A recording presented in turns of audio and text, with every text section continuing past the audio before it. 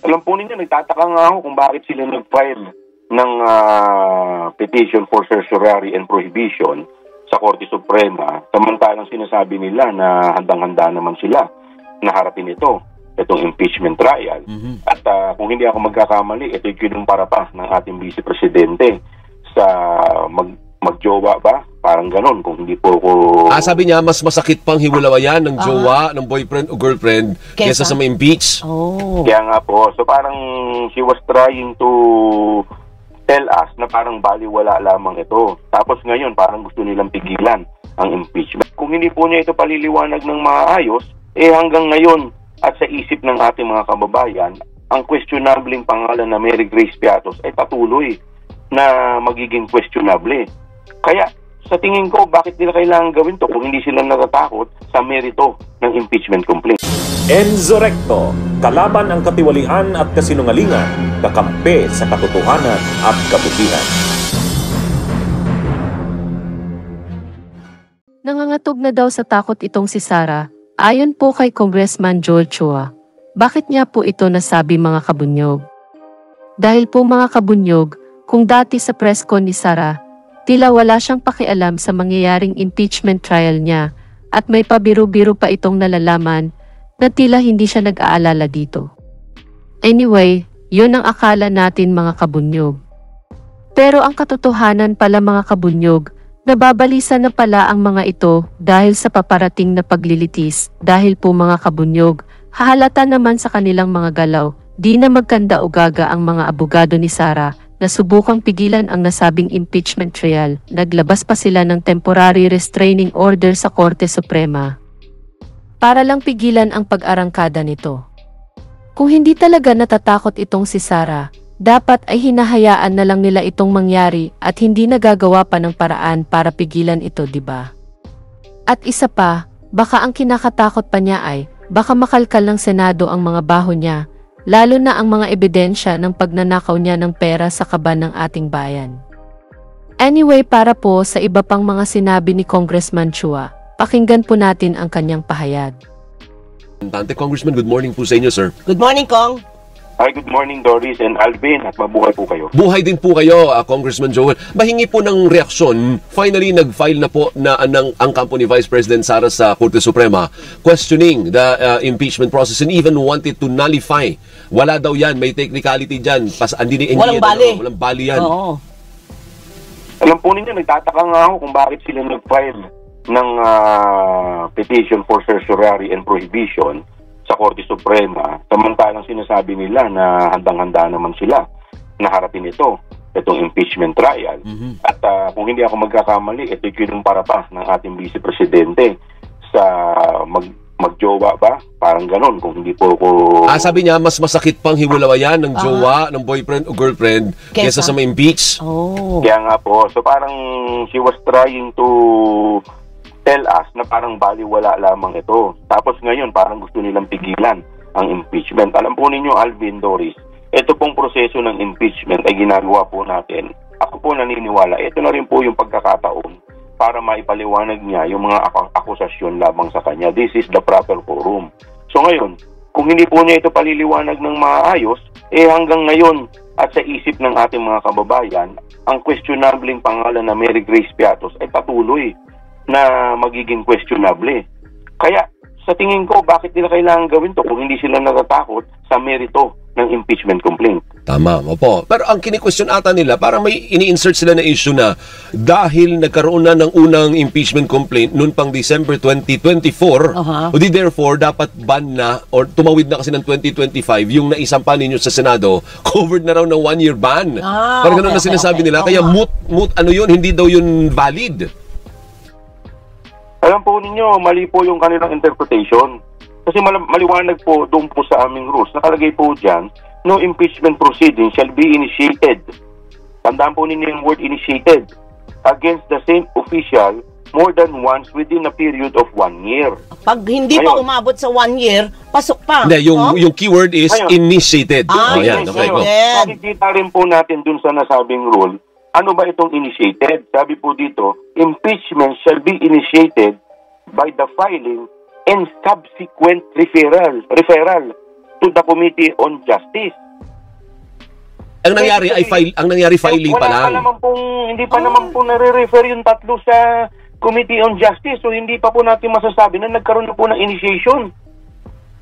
So paano po nila sasabihin na nagkaroon na paano po mag-a-apply yung 1-year ban? Kaya hindi ko po rin po ito maintindihan kung paano po nila ito pinilit itong argumento nila. Opo. Ibig sabihin, hindi na consummate, hindi na kumpleto yung proseso na filing and, ano yung term na ginamit mo? Filing and?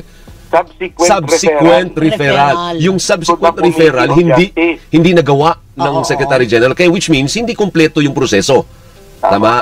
Ayun. Kaya wala pa po yung sinasabing initiated. Hindi pa po kumpleto yung word na sinasabi natin initiated. Okay. Opo. Sa palagay niyo po ba ay itong ginawang aksyon ng kampo ni VP Sara ay matatawag natin o makikilala natin bilang parang delaying tactics para buying time ang kampo niya? Well, sa kanila kung makakalusot. Diba? Pati isa lang ang maliwanag dito. They're trying to prevent the impeachment proceeding. At ito po yung maliwanag na natatakot po sila dito po sa impeachment proceeding. Okay. Pero mayroon na daw sila mga batikan ng mga abogado, Kong. Masisindak ba tayo? Tayo naman po, sa atin naman po ay katotohanan. Yun lang naman po yung sa atin. Di po ba? Alam po ninyo, doon sa impeachment trial ni Chief Justice Corona, mga batikang abogado rin po yung mga nasa defense. But at the end of the day, pagdating po sa dulo, convicted pa rin po si Justice Corona. What I'm trying to say is, basta ang nasa side po namin ay ang katotohanan lamang. At ito naman po trabaho namin. Kaya sa akin po, kung sila po'y naniniwala na mahina po yung kaso, siguro mas maganda po yan. Ituloy na po natin para ang taong bayan po ang humusga. Anong basa ninyo, Congressman Chua? Mapapaaga ba ang pagsisimula ng impeachment trial? Nakita sa Senado, o doon nabalita naman, ready na partner, yung mga physical na kailangan, nire-ready na, the robes, the arrangement, mukhang nire-ready nila. Anong basa nyo, Kong? Mapapaaga ba o talagang doon tayo sa July? Well, ako po kasi, syempre, with all due respect, sa mga kasama po natin sa Senado, syempre, yun po yung gusto natin.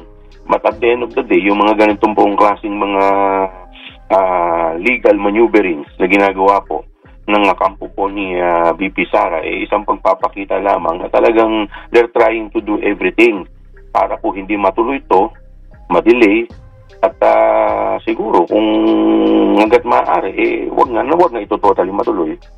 So ang bola ngayon nasa Korte Suprema kasi doon final pag nag-issue ng, because they're also asking for a TRO. Wala pa naman pong TRO.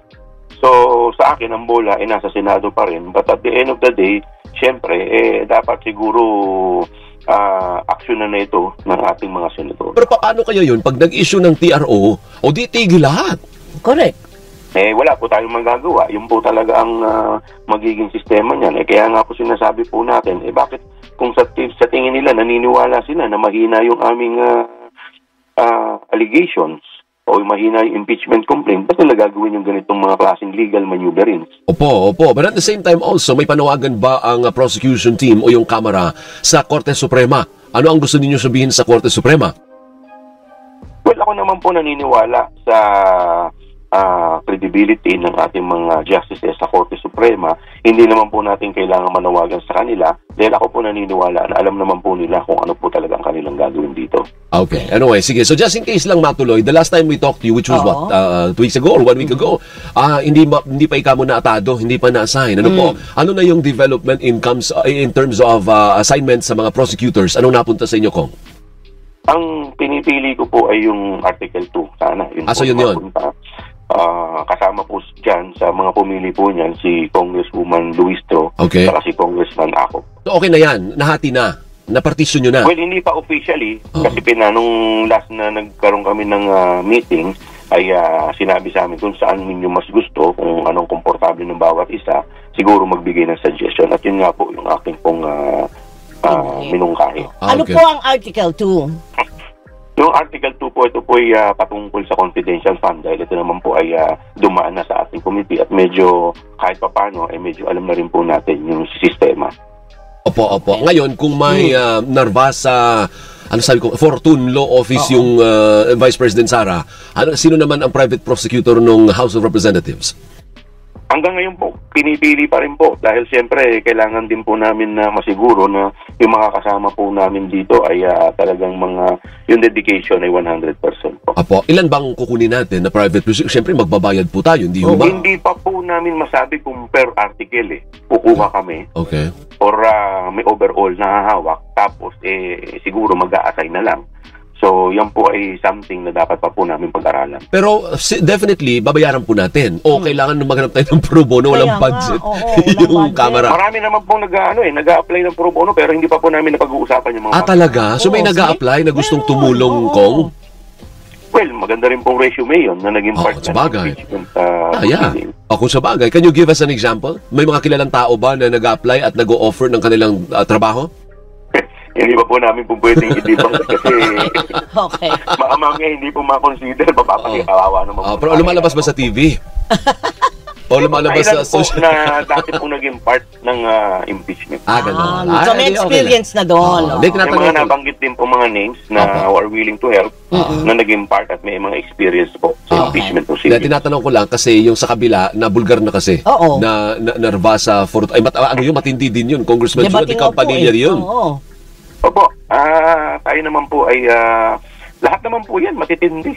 Alam po ninyo, lahat naman po yan talaga magagaling at tayo naman po siyempre lahat yan nire-respeto rin po natin. Maski po si Presidente Digong, nire-respeto rin po natin yan. Oh, by the way, sorry to bring this up.